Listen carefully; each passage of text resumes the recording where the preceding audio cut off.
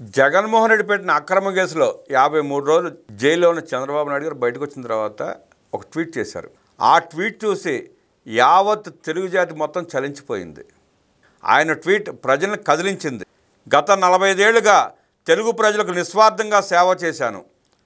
వారి ప్రయోజనాల కోసం నేను ప్రాణత్యాగానికైనా సిద్ధం. భూమి మీద ఏ శక్తి కూడా నన్ను తెలుగు ప్రజలకు, నా మాతృభూమి ఆంధ్రప్రదేశ్కు సేవ చేయకుండా ఆపలేదు అని ఆయన పేర్కొన్నారు. ఆయన జైల్లో ఉన్నంతకాలం ఆయన సతీమణి భువనేశ్వరి, తనయుడు లోకేష్, కోడలు బ్రాహ్మణి రాజమహేంద్రవరంలో బస చేశారు. ఆయన జైల్లో కలిసి సంఘీభావం ప్రకటించిన జనసేనాని పవన్ కళ్యాణ్ జైలు వద్దే టీడీపీతో కలిసి ఎన్నికల్లో పోటీ చేస్తారని ప్రకటించారు.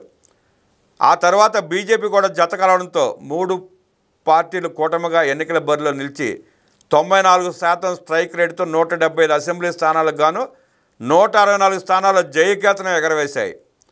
2019 ఎన్నికల్లో 151 సీట్లు గెలిచిన వైసీపీ 5 ఏళ్లకే 11 స్థానాలకు పరిమితమై కుదేలైంది. లోక్సభ ఎన్నికల్లో కూడా 25 స్థానాలకు 4 గెలిచింది. కూటమి 21 సీట్లలో విజయం సాధించింది.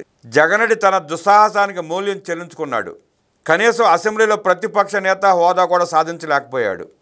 అయినా ప్రతిపక్ష నేత హోదా ఇవ్వాల్సిందేనని, లేదంటే అసెంబ్లీకి రానని మారాన్ చేస్తున్నాడు చిన్నపిల్లలకు. మళ్ళీ ప్రజలు ప్రతిపక్ష హోదా ఇవ్వకుండా తిరస్కరించి శిక్షిస్తే ప్రతిపక్ష నేత హోదా ఇస్తానని అసెంబ్లీకి వస్తానంటాడు. అదొక వంక మాత్రమే.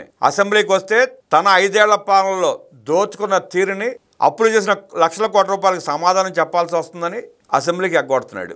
నువ్వు ఏ తప్పు చేయకపోతే, నువ్వు దోచుకోకపోతే అసెంబ్లీకి రా, వచ్చి పోరాడు, మాట్లాడు.